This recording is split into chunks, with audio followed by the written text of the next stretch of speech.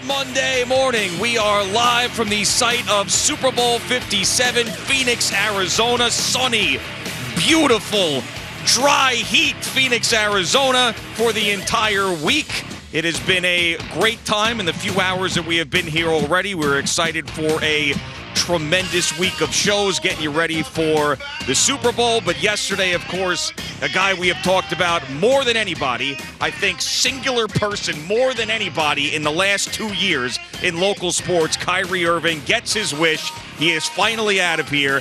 And that disaster that was Kyrie Irving and Kevin Durant that I thought was over in the summer, we had a celebratory call, me, you, Wally Zerbiak, three-way call celebrating. Get him out of here. Get him out of here. It's over. It's over. Well, it wasn't over then.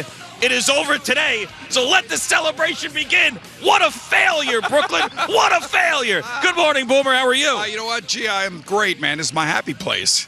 As I heard Al and Jerry this morning talking about how great Phoenix is and how much fun they're having already, and they've only been here for about 12 hours. But I got to tell you, it's great. And it's going to be 75 degrees every single day this week, and it's going to be sunny, and it's going to be so enjoyable. So I'm happy to be here. I can't wait for this whole week to get started. And it couldn't have gotten started any better than with this Kyrie news. This guy took a blowtorch to the Nets and just absolutely blew them up. It was awesome when I saw this. And I knew that, from his perspective, I'll say this, I would have probably done the same thing because the way the Nets were trying to extend him, there's no way he's going to sign a contract like that. So he has to force the Nets to trade him. And the reason he has to do that now is he has to make sure that his bird rights go with him. Mm-hmm. So if Mark Cuban and the Mavericks are idiot enough to sign him to a contract extension, they can give him the max amount of money. And what a disgrace. What an absolute and unbelievable disgrace this has turned out to be.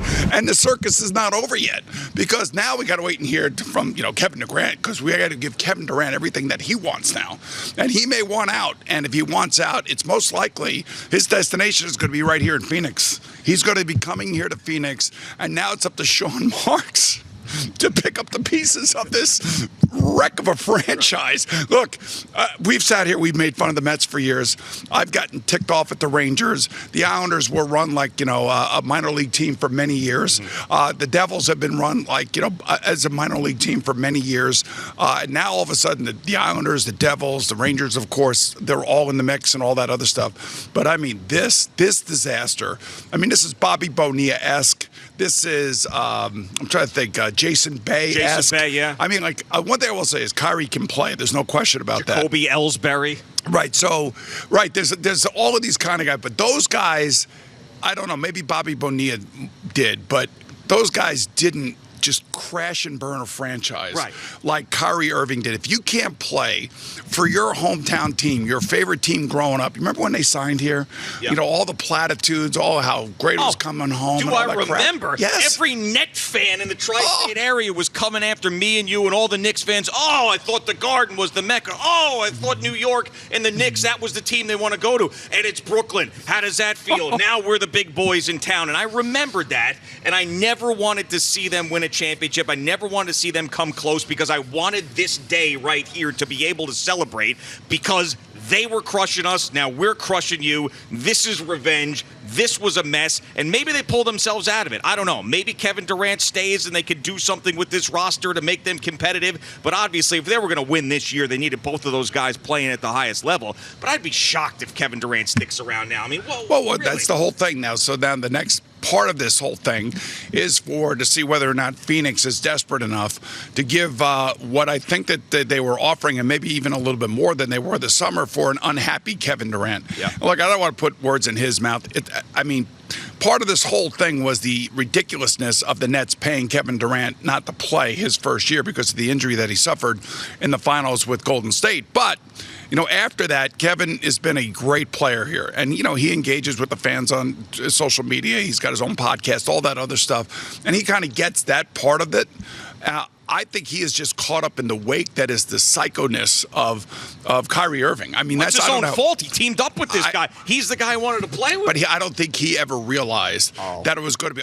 Look, listen, he should have realized because he forced himself out of playing with LeBron James out of nowhere. That was the first sign that Kyrie was unstable after winning a championship there, and things were working great with LeBron James. He goes to Boston. We thought that was going to be the biggest, most ridiculous blow-up of a franchise. Then he comes to the Nets and does it even worse. I wish I could be a guest on Shark Tank and say, hey, by the way, Mark Cuban, you want to trade for Kyrie Irving? I ruined your franchise. I mean, I can't wait to see what happens there. Well, I'm sure they went to Luka Doncic and said, hey, do you want Kyrie? And everybody is just enamored with his ability to score, his ability to be a ball handler and a distributor, and nobody is disputing any of that.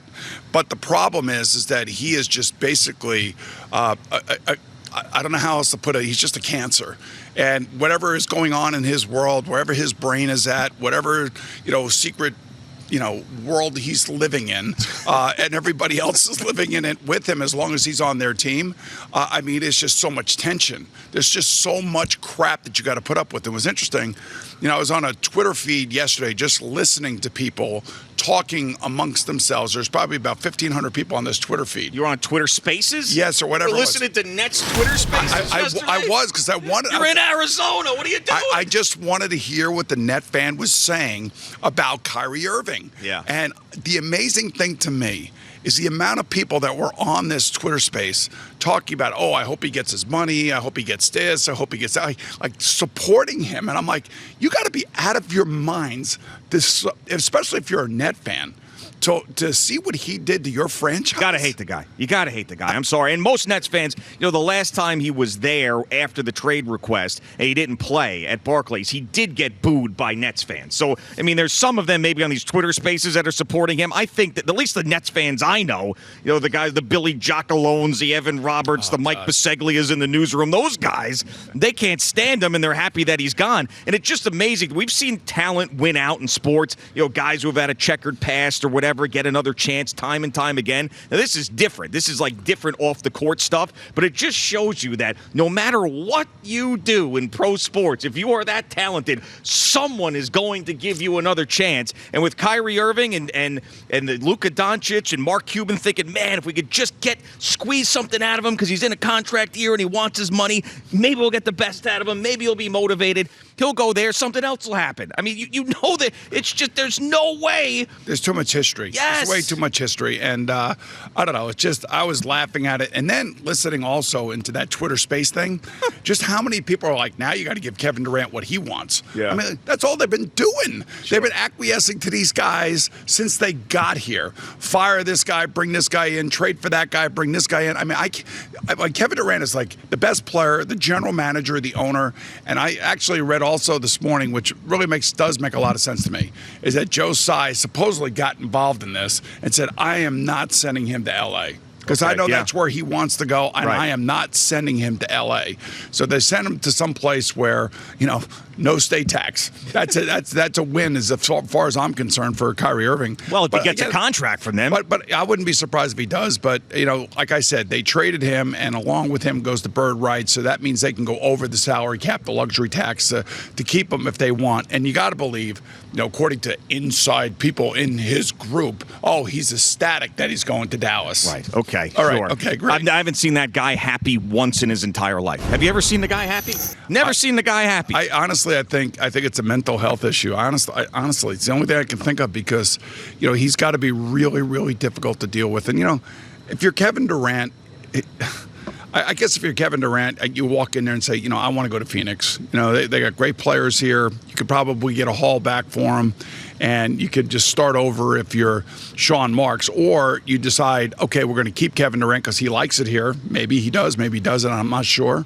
And then we'll build around him, and maybe we'll trade a few other pieces. I'm not really sure, but this is really, it's earth-shattering, but it's also not surprising to me because he wasn't going to sign a contract that had all the contingencies within that contract that the Nets were offering. And by the way, good for the Nets for not caving into him because we thought there for a long time that that's absolutely what they were going to do. That they were going to cater to him because Kevin Durant wanted Kyrie Irving around, and despite his behavior and missed time and everything else that was going on, that the Nets were going to say, hey, we have to keep him because those two guys are our only path to a championship, and they put their foot down. Listen, the whole anti-Semitism thing, this 8-game suspension and everything else, I mean, that's it. That's enough. All right, it's after everything that had gone on, you figured, okay, this is going to be fine. He's going to play great. He's going to really play hard. He's in the last year of his contract.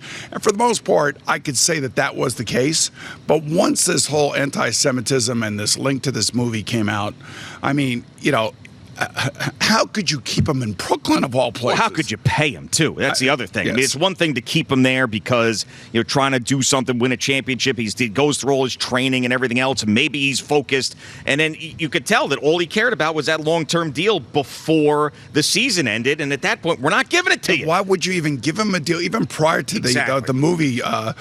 The Twitter retweeted the movie and all this other stuff. Even before that, why would you even give him that? Sure. And then on top of that comes, and now you're like Joe Tsai and you're Sean Marks, and like, this is ridiculous, man.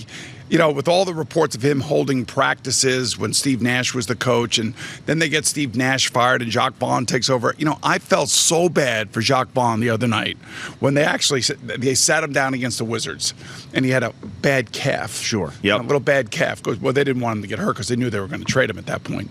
But and then having to answer all these questions. And he's just a coach who loves his job, busts his ass, shows up every day. Yeah. Seems like everybody respects him and likes him and wants to play for him. And then he's got to answer these asinine questions about his asinine player. Yeah. That basically blowtorched this whole organization. So, I'm happy for Jacques Vaughn in the sense that, I don't care if they win or lose. Just I think he wins out because he now at least gets that out of there.